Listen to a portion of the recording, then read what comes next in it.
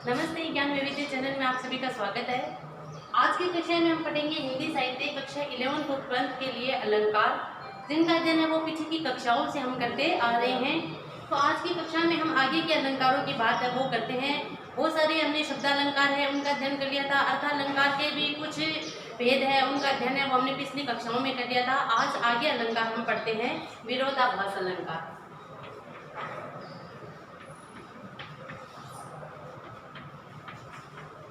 विरोधाभास अलंकार,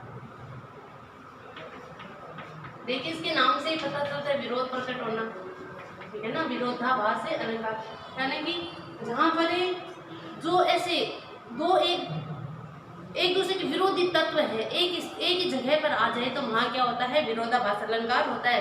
तो वास्तव में जहाँ पर देखने वास्तव में विरोध नहीं होता है, अगर वास्तव में देखा जाए तो उनमें विरोध नहीं होता है, लेकिन उन काव्य पंक्तियों को सुनने से या उनको पढ़ने से विरोध प्रतीत होता है। विरोध की स्थिति है वो देखने में आती है, तो वहाँ विरोधाभास अलंकार होता है। इसकी परिभाषा मैं लिखती हूँ कि जहाँ वास्तव में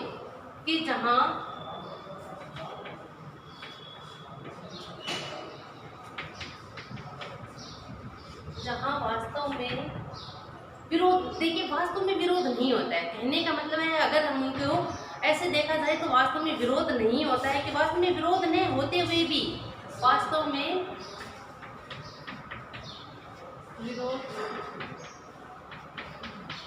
न होते हुए भी देखने व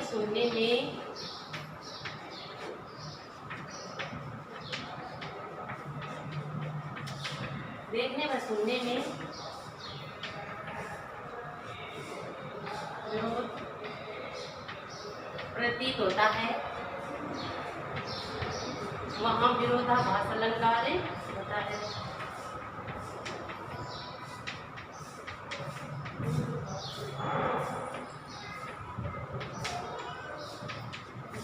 अलंकार होता है।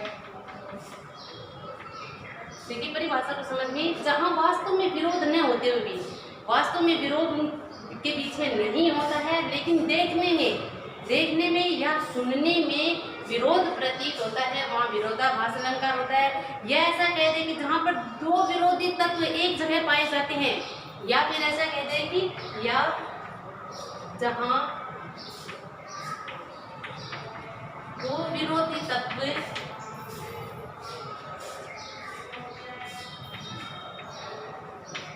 एक जगह पाए जाते हैं,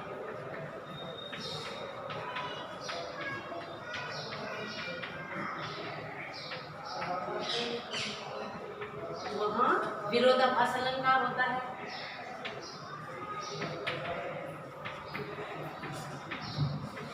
विरोधाभास अलंकार होता है, जैसे उदाहरण के द्वारा समझाती हूँ, उदाहरण से आपको और अच्छे से समझ में आएगा। सुधि आए सुधि जाए, देखिए इस पंक्ति को पढ़ते हैं, सुधि आए सुधि जाए, सुधि आती है सुधि चली जाती है, तो विरोध प्रकट हो रहा है ना देखने में सुनने में। वास्तव में विरोध नहीं है। यहाँ पर देखिए अगर इनका अर्थ हमें इसका भावार्थ अगर देखते हैं तो एक नायिका है कि जो कहते हैं कि गोपी है जो श्री कृष्ण के आने पर तो कहते हैं उसे सुध बुध आ जाती है, उसे सुध बुध आ जाती है। श्री कृष्ण जब आते हैं तो सुधि आए यानी कि उनकी जो याद है, सुध यानी कि एक सुधि है उसका याद के लिए आ रहा है, दूसरा सुधि है कि बुद्धि है वो चली जाती है, सुध है वो चली जाती है, सुध बुध खो देती है। कहते हैं ना कि बावला हो जाता है व्यक्ति जब सुध बुध खो देता है ना। तो वही कि जब उन्हें श्री कृष्ण की याद आती है, जब उन्हें श्री कृष्ण की याद आती है तो वो अपनी सुधि है वो खो देती है, यानी सुध बुध है वो खो देती है। तो यहाँ वास्तव में देखिए विरोध नहीं है, वास्तव में यहाँ विरोध नहीं है, लेकिन फिर भी यहाँ क्या देखने को मिल रहा है, देखने पर और सुनने में यहाँ क्या लग रहा है, विरोध प्रकट हो रहा है कि सुधि आए सुधि जाए, सुधि आ रही है सुधि जा रही है, लेकिन वास्तव में यहाँ विरोध नहीं है। सीधे गोपी को श्री कृष्ण की सुधि यानी याद आती है तो वो क्या अपनी शुद्ध बुद्ध खो देती है, अपनी शुद्ध बुद्ध खो जाती है उसकी। तो ये कहने का इसका अर्थ ये होता है, लेकिन सुनने पर इसमें क्या लगता है, विरोधाभास लगता है। अब देखिए विस्मय ये गोदावरी, अगला उदाहरण हम देखते हैं।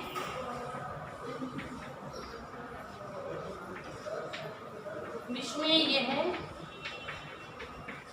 गोदावरी अमृतन को फल दे। तो यहाँ देखिए सुनने पर यहाँ इसे क्या लग रहा है, विरोध बढ़ता है। विष में, विष का अर्थ क्या होता है, जहर होता है, गरल होता है। विष में ये गोदावरी यानी गोदावरी नदी को है, ऐसे लगता है कि गोदावरी नदी वो कैसी है, विष में है, लेकिन अमृतन, अमृत के समान फल देती है। विरोध प्रकट हो रहा है, लेकिन वास्तव में विरोध नहीं है।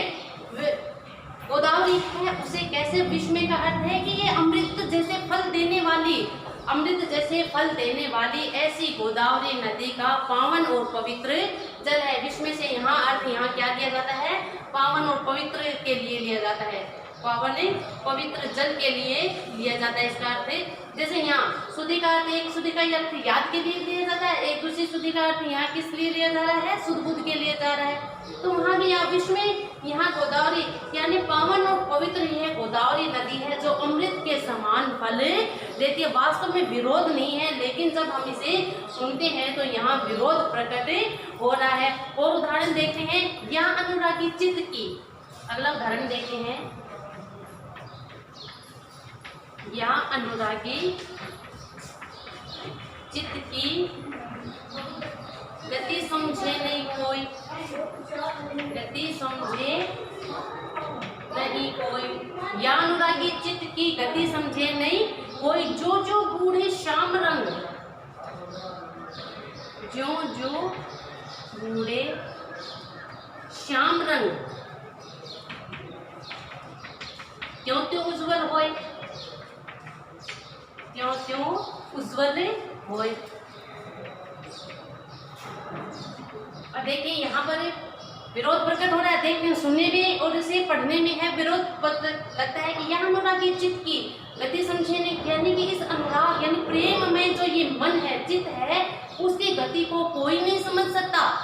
कि जो जो बूढ़े श्याम रंग, बूढ़ने से मतलब यहाँ होता है डूबना, कि जो जो श्याम मतलब श्याम रंग से मतलब काले रंग में, श्याम रंग अगर दोनों शब्दों को साथ लेते हैं श्याम रंग, तो इसका अर्थ क्या हुआ, काला रंग। और यहाँ प्रतीक के रूप में श्याम है वो किसके लिए आ रहा है, श्री कृष्ण के लिए आ रहा है कि क्यों क्यों उज्ज्वल हो। अब देखिए श्याम रंग यानी काले रंग में डूबने पर व्यक्ति है, उज्ज्वल, उज्ज्वल यानी सफेद, सफेद कैसे हो सकता है, विरोधाभास प्रकट हो रहा है यहाँ कि जो जो यानी कि जैसे जैसे इस काले रंग में डूबा जाता है वैसे वैसे उज्ज्वल हो, वैसे वैसे सफेद हो रहे हैं, उज्ज्वल हो रहे हैं, तो विरोध प्रकट हो रहा है। लेकिन इसका अर्थ अगर हम देखें कि श्याम रंग है और उज्ज्वल है वो किस अर्थ में लिया गया है, तब यहाँ पर विरोध है वो खत्म हो जाता है। यानी वास्तव में विरोध नहीं है, लेकिन देखने और सुनने में यहाँ पर विरोध प्रकट हो रहा है। तो यहाँ कौन सा अलंकार हुआ, विरोधाभास हुआ। जैसे कि ये अनुरागी चित्त यानी कि ये जो प्रेममय चित्त है, प्रेममय जो हृदय है, प्रेममय जो मन है, वो श्री कृष्ण के प्रेम में जब रम जाता है, श्री कृष्ण के प्रेम में जब लग जाता है, तो इसकी गति को कोई नहीं समझ सकता है।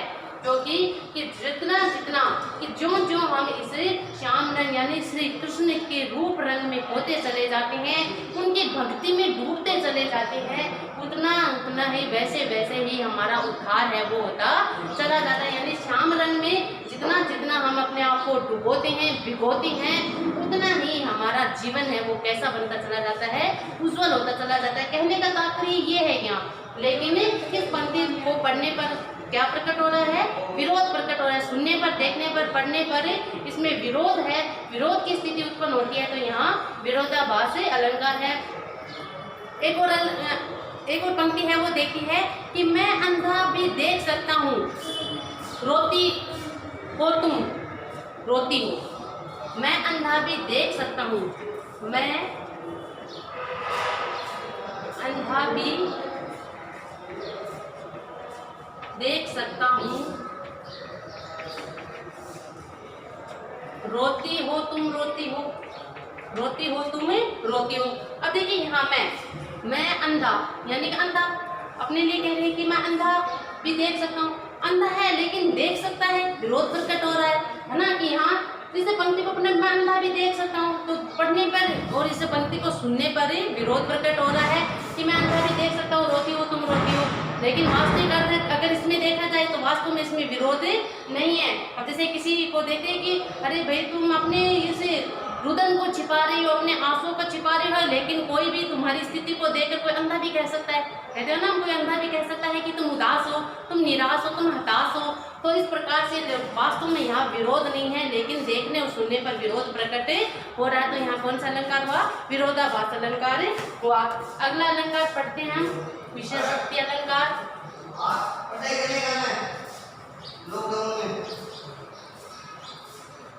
आशा करती हूँ आपको विरोधाभास अलंकार है बहुत अच्छे से समझ में आया होगा। इसके और उदाहरण हैं, वो आप देखिएगा, और उदाहरण है उन्हें खोजिएगा, उन्हें समझने का प्रयास है वो कीजिए। जितना आपने सुना होगा, करत करत अभ्यास से जड़मित हो सुजान, रसरी आवत जाते सिर पर पड़त निशान। यानी व्यक्ति जितना जितना अभ्यास करता है उतना ही वो उसमें पारखी बनता चला जाता है, निपुण बनता चला, दक्ष बनता चला जाता है। तो अलंकार भले ही आपको एक बार सुनने में, या इतने सारे अलंकार है वो पढ़े हैं तो इनमें थोड़ा कंफ्यूज भी हो जाता है, थोड़ी भ्रांति भी पैदा हो जाती है, लेकिन फिर भी अगर बार बार आप अभ्यास करेंगे तो आपके लिए ये समझना बड़ा ही आसान होगा। वैसे भी हम लोगों ने बड़े ही सरल रूप से आपके सामने प्रस्तुत किया है, छोटे छोटे उदाहरणों के सामने से, कि जिनको आप आसानी से समझ सके, ऐसे उदाहरणों के द्वारा समझाने का प्रयास है वो यह है। अगला अलंकार पढ़ते हैं, विशेषोक्ति अलंकार।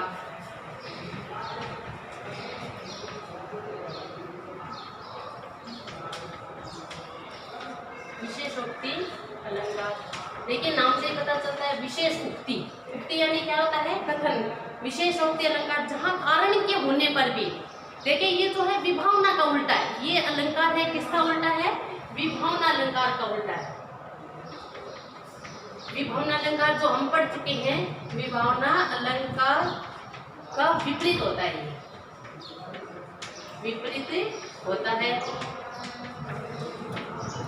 अब विभावना अलंकार में क्या था? बिना कारण के ही कार्य हो जाता है ना, कि बिना कारण के ही कार्य, यानी कोई कारण नहीं होता है लेकिन फिर भी कार्य हो जाता है। ये यहाँ पर क्या होता है? विशेषोक्ति में जहाँ कारण के होते हुए भी कार्य न हो, अब कारण है लेकिन कार्य नहीं हो रहा। जबकि विभावना में क्या होता है कि वहाँ कोई कारण नहीं होता लेकिन कार्य संपन्न हो जाता है ना। कर बिनु चले सुने बिनु काना, है ना, कि कर बिनु करे कर्म नाना विधि नाना। तो वहाँ ऐसा बताया क्या जाता है कि बिना कानों के सुन रहे हैं, बिना पैरों के, बिना पद चले सुने बिन काना, बिना कर बिन करे कर्म विधि नाना, के बिना हाथों के ही अनेक कार्य है वो करते हुए दिख रहे। निराकार प्रभु का वर्णन है वो करते हैं बिहारी जी। लेकिन देखिए यहाँ पर क्या है कि यहाँ पर कारण होने पर भी कार्य संपन्न है वो नहीं होता है। तो इसकी परिभाषा क्या होगी कि जहाँ कारण के उपस्थित होने पर भी, जहाँ कारण के उपस्थित होने पर भी कार्य संपन्न न हो,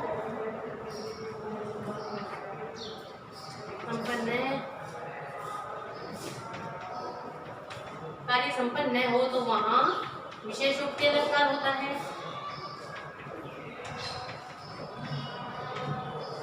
विशेषोक्ति अलंकार होता है, यानी कि कोई कारण है, कार्य होने के लिए कारण है, कि जहाँ कारण के, यानी कारण तो है किसी कार्य होने के लिए लेकिन कार्य संपन्न नहीं होता, तो वहाँ विशेषोक्ति अलंकार होता है।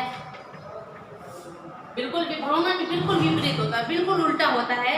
जैसे दौलत इंद्र समान बड़ी, पे गुमान को नेक गुमान न हुए, कि दौलत इंद्र समान बड़ी, जैसे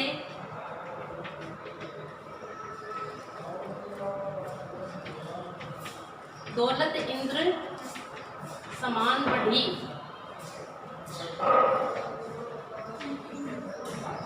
अब देखिए जिसके पास दौलत बढ़ जाती है, धन धान्य से संपन्न हो जाता है, तो उसमें क्या हो जाता है हम सभी जानते हैं, जो पैसे वाले अभिमानी हो जाते हैं, घमंड उनमें आ जाता है। लेकिन यहाँ कह रहे हैं कि दौलत इंद्र समान बढ़ी, पे गुमान को नेक गुमान न आयो, पे गुमान को तनिक गुमान न आयो। गुमान यानी होता है अभिमान, तनिक भी गुमान नहीं है, यानी बिल्कुल भी थोड़ा सा भी गुमान नहीं हुआ कि दौलत तो इंद्र के समान बढ़ी है। लेकिन अब देखिए गुमान करने के लिए यहाँ क्या है? कारण है, ठीक है ना। अभिमान करने के लिए कारण है, लेकिन कारण हो है फिर भी यहाँ कार्य है वो नहीं हो रहा है। कि जहाँ कारण के उपस्थित होने पर भी कार्य न हो तो वहाँ विशेष रूप, यानी कारण तो है, गुमान होने के लिए कारण है, धन की वृद्धि हो जाना, धन बढ़ जाना, धन तो है वो इंद्र के समान वैभवशाली हो रहे हैं, लेकिन तनिक भी गुमान है ना आयो, लेकिन थोड़ा सा भी अभिमान है वो नहीं आया, कारण होते हुए भी कार्य है वो संपन्न नहीं हो रहा है। अभी देखिए एक उदाहरण है वो मैं और लिखती हूँ कि फूलई फल ने वेद यद्यपि सुधा पर से जलद, बड़ा ही प्रसिद्ध ये उदाहरण है।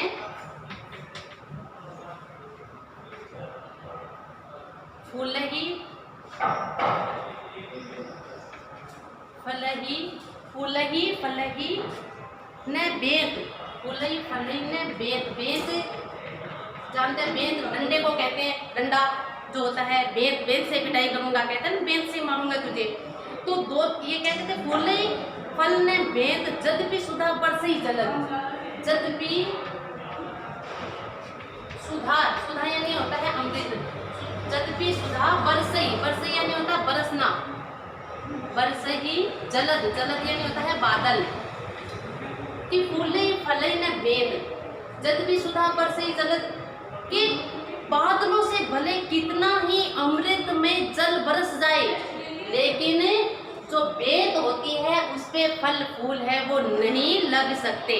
यानी कि कारण है यहाँ फलने फूलने के लिए कारण है कि अब देखिए बारिश में हम चल जाते हैं, वर्षा ऋतु में है प्रकृति अपना श्रृंगार करती है, चारों तरफ हरियाली है वो छा जाती है, सुंदरता है वो दिखाई देने लगती है प्रकृति में, एक घास के सूखे हुए दिन के उनमें भी जान आ जाती है, वो भी हरे भरे दिखाई देने लगते हैं। लेकिन अगर किसी एक पेड़ से एक बेल है डाली उसे तोड़कर अलग कर दिया जाता है तो भले ही कितनी ही, तो यहाँ कहने की कारण है उसके फलने फूलने का, जब भी बादलों से भले कितना ही सुधा रूपी जो जल है वो बरस जाए, अमृत रूपी जल है वो बरस जाए, लेकिन फूले फले न वेद, वेद है वो फलती फूलती नहीं है, यहाँ कारण होते हुए भी कार्य नहीं हो रहा है। मूर्ख हृदय न चेत जय गुरु मिले विरंच सम, किसी का ये एक किसी की पंक्ति है, मूर्ख मूर्ख हृदय न चेत,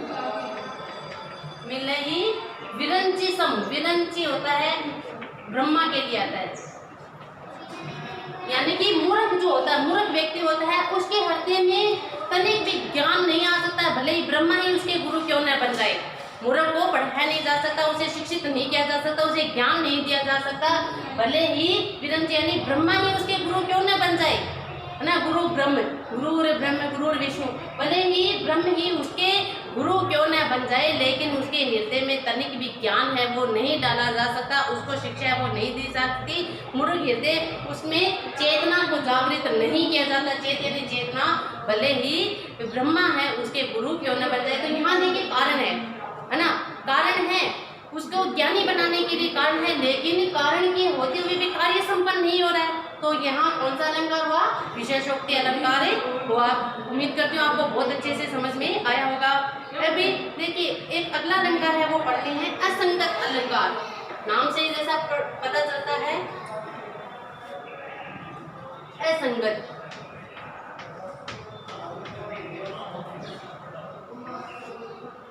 असंगत अलंकार यानी कि जहाँ संगति है वो सही नहीं बैठ रही हो, तालमेल सही नहीं बैठ रहा हो, तो वहाँ असंगत अलंकार होता है। जैसे देखिए कहते हैं कि जहाँ कार्य व कारण में कोई समानता न हो, कार्य और कारण में कोई समानता न हो, तो वहाँ क्या होता है, असंगत अलंकार होता है, कार्य और कारण। अब देखिए कोई भी कार्य हम करते हैं तो उसका कोई ना कोई कारण होता है, एक तर्क संगत कारण होता है, कोई भी कार्य करने का एक तर्क संगत कारण है होता है। आज हम आपको वीडियो के माध्यम से पढ़ा रहे हैं तो इसका क्या कारण है, क्योंकि लॉकडाउन के चलते हैं वो क्लासें नहीं लग रही हैं, स्कूल है वो खुले नहीं हैं, तो आपकी पढ़ाई है वो बाधित न हो, इसलिए हम यहाँ आपके पढ़ाई को सुचारू रूप से चालू रखने के लिए है वो ऑनलाइन क्लासों के माध्यम से आपका शिक्षण कार्य है वो करवा रहे हैं, तो एक कारण है।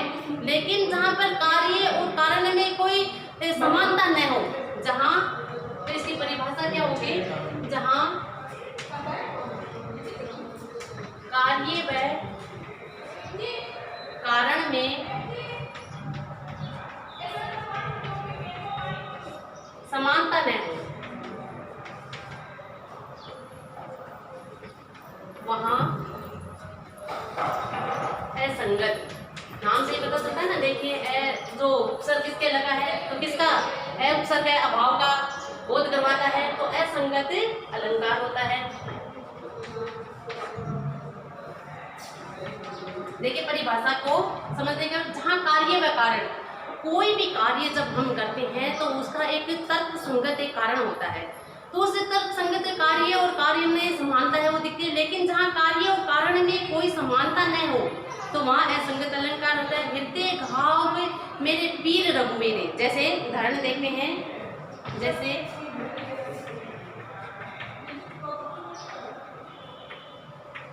हृदय घाव मेरे पीर रघुवीरे, पीर रघुवीरे। रघुवीर यहाँ हम सभी जानते हैं किसके लिए आता है, प्रभु श्री राम के लिए आता है, रघुवीर श्री राम के लिए है। तो यहाँ जो ये प्रसंग उस समय का आता है जब लक्ष्मण है वो युद्ध में, राम रावण जब युद्ध हो रहा है उस समय घायल हो जाते हैं और उनके हृदय पर बाण लगता है और वो घायल हो जाते हैं। तो उस समय कहते हैं कि हृदय घाव, कि घाव है वो तो किसके हृदय में, लक्ष्मण के हृदय में लगा हुआ है, लेकिन पीर, पीर यानी होते हैं पीड़ा, कष्ट है वो किसे हो रहा है, रघुवीर अर्थात प्रभु श्री राम को हो रहा है। तो यहाँ देखिए कार्य और कारण, अब देखिए घाव है वो लक्ष्मण के हृदय में लगा है तो पीड़ा भी किसको होनी चाहिए, लक्ष्मण को हृदय में होनी चाहिए। लेकिन यहाँ बाण तो लगा है, घाव तो लक्ष्मण के हृदय में है, लेकिन पीड़ा है वो किसे हो रही है, प्रभु श्री राम को हो रही है। यानी कार्य और कारण में तर्क संगत है वो बात नहीं कही जा रही है यहाँ, है ना। तो असंगतता का बोध यानी कार्य और कारण में समानता है वो नहीं हो रही है। एक उदाहरण वो देखते हैं, पलन पीक अंजन अधर। दूसरा उदाहरण देखते हैं, पलन पीक अंजन, अंजन किसे कहते हैं, काजल को, और अधर किसे कहते हैं, होठ को। पलन पीक अंजन अधर धरे महावर भाल, धरे महावर भाल, भाल किसे कहते हैं, मस्तिष्क को। और महावर क्या होते हैं, महावर होता है जो लाल रंग, जो शुभ कार्यों पर, मांगलिक कार्यों पर है वो एड़ियों में लगाया जाता है, पैरों में लगाया जाता है, नीचे के जो पैर का नीचा जो सिरा होता है, वो जो भाग होता है उसमें लगाया जाता है। महावर लाल रंग है, उसको सुंदरता दिखाने के लिए। तो पलन पीक अंजन अधर, अधर यानी होठ। तो एक जो यहाँ पर देखिए बिल्कुल कार्य और कारण में असमानता है वो दिखाई जा रही है। आज मिले सो भले करे, भले बने वो लाल, आज मिले, इसकी अगली पंक्ति है, आज मिले सो भली करी, कि आज प्रभु आप आज ही मिल गए हो तो भी मैं अपने आप का है वो भला जानती हूँ, भले बने हो लाल, कि आप बहुत ही भले बन गए हो, भले बने हो लाल। लाल यहाँ श्री कृष्ण के लिए आया है। तो देखिए पलन पीक अंजन, अब देखिए अधर, अधर यानी होठ होता है, अंजन है जो कहाँ लगाया जाता है, आंखों पर लगाया जाता है, पीक यानी लाल रंग के लिए आता है। तो एक जो नायिका है जो अपनी श्री कृष्ण की याद में अपनी शुद्ध बुद्ध खो बैठी है, तो वो क्या करती है, जो अंजन है यानी काजल है उसे कहाँ लगा लेती है, होठों पर लगा लेती है, जबकि होठों पर लाली लगाई जाती है, लाल रंग लगाया जाता है। पलन पीक, और जो पीक यानी कि जो लाल रंग था उसे कहाँ लगा लेती है, पलन यानी पलकों पर लगा लेती है, पलकों पे सजा लेती है। और अदर, अंजन अदर, और जो होठ है काजल, काजल है उसे अपने होठों पर मल लेती है। धरे महावर भाल, और जो महावर जो पैरों में लगाई जाती है, पैर के जो निचले भाग में लगाई जाती है उसे भाल यानी अपने मस्तक पर लेपन कर लेती है, मस्तक पर लगा लेती है। तो यहाँ देखिए कार्य और कारण में कोई समानता है वो नहीं प्रकट हो रही है, तो इसलिए यहाँ कौन सा अलंकार हुआ, असंगत अलंकार हुआ। एक अलंकार है और हम देख लेते हैं अन्योक्ति अलंकार। अन्योक्ति जो नाम से पता चलता है, अन्य युक्ति, उक्ति, उक्ति यानी होता है कथन, कहना।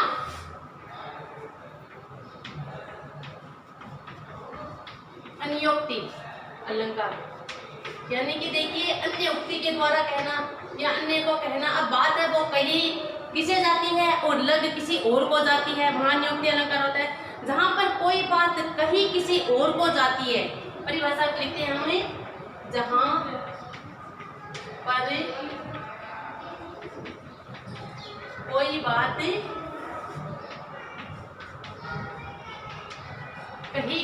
ओर को जाती है,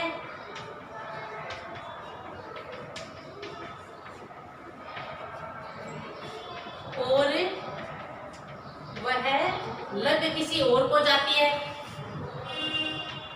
वह लग किसी और को जाती है। देखिए कहने का तात्पर्य क्या है यहाँ कि जहाँ पर कोई बात है वो कहीं किसी और को जाती है, लेकिन वो किसी और पर है वो तर्क संगत बैठती है, तो वहां पर क्या होता है, ये कौन सा अन्योक्ति अलंकार होता है। या जहाँ किसी बात को सीधे व प्रत्येक रूप से न कहा जाए, या ऐसे भी कह सकते हैं, या जहाँ किसी बात को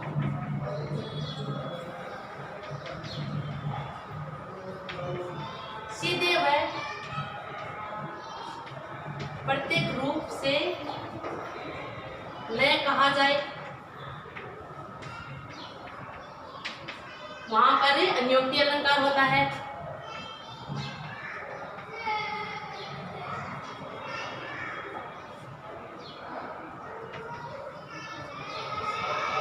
अलंकार होता है, यानी सीधे रूप से नहीं कहे जाते, प्रत्यक्ष रूप से नहीं कहे जाते, उसे घुमा फिरा कर उल्टा करके है वो कहा जाता है, किसी और बात के साथ है लेकर है वो कहा जाता है। जैसे कि नहीं पराग नहीं मधुर मधु, बड़ा ही प्रसिद्ध उदाहरण है, ये आपने बहुत बार सुना होगा। नहीं पराग नहीं मधुर मधु, नहीं विकास यही काल, नहीं विकास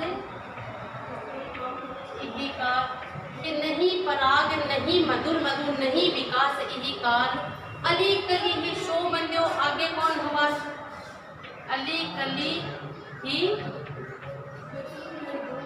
सो बंध्यो, आगे कौन हवा,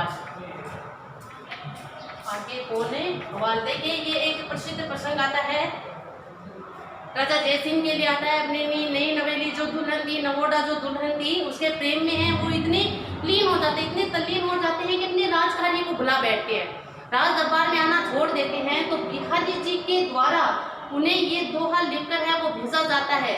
अब देखिए यहाँ मधुर मधु यानी कि भौरे की बात है वो करते हैं, भौरे के माध्यम से है वो किसे कहा जा रहा है, राजा जयसिंह को है वो चेताया जा रहा है, उन्हें चेतावनी दी जा रही है कि नहीं पराग नहीं मधुर मधु नहीं विकास एक भौरे को अली अली यानी होता है भौरा, कि भौरे को माध्यम बनाकर कहा जा रहा है कि हे भौरे तू अभी से इस कलीग में है वो इसके चारों तरफ चक्कर लगा रहा है, इसी के बंधन में है तो बंध गया है, आगे तेरा क्या होगा जब ये खिलकर फूल बन जाएगा। अभी तो इसमें न तो पराग आया है न ही इसमें मधुर रस आया है, मधुर शहद का निर्माण हुआ है, मधुर रस का निर्माण हुआ है, नहीं अपने इसने अपने ये कली खिलकर इसने अपना पूर्ण रूप है उसे धारण किया है। अभी से तो इसके इर्द गिर्द है वो घूम रहा है, अभी से इसके बंधन में जो बंध गया है, तो आगे तेरा क्या होगा, जब क्या होगा जब ये पूर्ण रूप से खिलकर एक पुष्प का रूप धारण कर लेगी, ये कली पूर्ण रूप से खिलकर एक पुष्प का रूप धारण कर लेगी, तब तेरा क्या होगा, तब तू किस तरह से इसका दीवाना है वो होकर रहेगा, अभी से तेरा ये हाल है। तो इस देखिए भौरे के माध्यम से राजा जय सिंह को चिल्लाया जाता है कि उन्हें कहा जाता है बिहारी जी के द्वारा कि हे राजन अभी से तो आपका नवा है वो विवाह हुआ है और अभी से आप रानी के प्रेम में इस तरह से बंधे हुए हैं, और जब देखिए समय के साथ है वो प्रेम है वो और अधिक प्रगाढ़ होता जाता है और अधिक गहरा हो जाता है। तो जब आपका प्रेम और अधिक गहरा हो जाएगा तब क्या होगा, अभी से आपने राजकार्य अपने जो जिम्मेदारियां हैं उनसे मुंह मोड़ लिया है, तो जब आपका प्रेम अपने चरम सीमा पर होगा तब आपका क्या होगा। तो इस तरह से राजा जयसिंह को है यहाँ चेताया जाता है कि यानी कि जहाँ पर कोई बात है वो कहीं किसी को जाती है लेकिन अलग किसी को कहा तो किसको रहे है, मधुर को यानी अली भौरे को कहा जा रहा है, लेकिन वो किसके लिए कही गई है, राजा जयसिंह के लिए कहा जाता है। तो यहाँ अन्योक्ति अलंकार हुआ है ना। एक उदाहरण और देखते हैं, बहुत प्रसिद्ध उदाहरण है ये भी कि क्षमा सोबती उस भुजंग को, क्षमा सोबती उस भुजंग, भुजंग यानी होता है सर, सांप के लिए आता है, क्षमा सोबती उस भुजंग को, क्षमा सोबती उस भुजंग को जिसके पास गरल हो, जिसके पास गरल हो। गरल यानी होता है विष। गरल से मतलब यहाँ लड़की के लिए नहीं लिया जा रहा है कि क्षमा सौंपती उस भुजंग को जिसके पास गरल हो, कि क्षमा भी उस सर्प को शोभा देती है जिसके पास विष होता है। उसको क्या, जो दंतहीन, उसको क्या, जो दंतहीन, दंतहीन होता है जिसके विष के दांत ही नहीं है, वो सांप किसी को क्या क्षमा करेगा। विष रहित, विष रहित सरल हो, विष रहित विनित सरल हो, विष रहित विनित सरल हो, यानी जिसमें ये गुण हो उसे क्या शोभा देंगे, जो खुद दंतहीन हो, जिसके विष के दांत ही ना हो, जो जिसमें विष ही नहीं हो, विष रहित हो, जो विनीत हो, विनम्रता के गुणों को धारण किए हो, जो सरलता के भावों से भरा हो, वो क्या किसी को क्षमा करेगा। तो क्षमा शब्द उस भुजंग को, क्षमा भी उस शब्द को ही शोभा देती है जिसके पास विष होता है। उसी से ही सब डरते हैं कि ये विष वाला सांप है, काट लेगा, मृत्यु हो जाएगी। जब हमें पता होता है कि सांप के तो दांत ही नहीं है, विष वाले दांत तोड़े गए, इसमें तो विष ही नहीं है, तो हम उसे हाथ में उठा लेते हैं, गले में धारण कर लेते हैं, उसे कोई नहीं डरता है। तो ये बात देखिए उस समय कही जाती है, युधिष्ठिर को समझाया जाता है भीष्म पितामह के द्वारा, जब वो युद्ध के लिए, जो ये महाभारत का युद्ध हुआ था, उसके लिए अपने आप को दोषी मानते हैं और बहुत ही हताश निराश हो जाते हैं। तो उस समय भीष्म पिता के द्वारा युधिष्ठिर जी को समझाया जाता है कि भाई क्षमा भी उसे सोचते जो बलशाली होता है। अब तुम भले ही अपने जो शत्रु है, और जो शत्रु जैसा व्यवहार कर रहे थे, भले ही तुम्हारे रिश्ते में भाई हो, लेकिन शत्रुता का व्यवहार जो रख रहे, अगर तुम इसे क्षमा करते रहोगे तो ये तुम पर अन्याय है वो करते चले जाएंगे। अन्याय पे अन्याय है, वो बचपन से करते चले आए हैं, तुम बार बार उन्हें क्षमा करते रहे हो, तो इसलिए वो तुम्हें कायर समझते हैं। तो इसलिए क्षमा भी उसे शोभित करती है जिसके पास विष होता है, यानी कि क्षमा भी उसे शोभित करती है जो बलशाली। तुम तो बलशाली हो, बार बार क्षमा करके अपने आप को नीचा क्यों दिखाते हो। इसलिए मुकाबला करो, सामने हो जाओ, लड़ाई करो अपने हक के लिए, अपने राज्य को प्राप्त करने के लिए, अपने मान सम्मान को पाने के लिए फिर से अस्त्र शस्त्र है वो उठा लो। इस तरह से उन्हें समझाया जाता है। तो ये अन्योक्ति यानी कि सर्प का उदाहरण देकर के यहाँ भुजंग के लिए बात कहकर है वो किसे कही जा रही है, युधिष्ठिर को है, पांडवों को समझाया जा रहा है। उम्मीद करती हूँ, आशा करती हूँ आज के जो अलंकार है विरोधाभास, विषम शक्ति, असंगत और अन्योक्ति अलंकार है वो आपको अच्छे से समझ में आए होंगे। कुछ एक दो अलंकार है वो बचे हैं, उनके साथ हम कल की कक्षा में फिर पढ़ते हैं, फिर अध्ययन करते हैं। तब तक के लिए धन्यवाद, नमस्ते, शुभ दिन।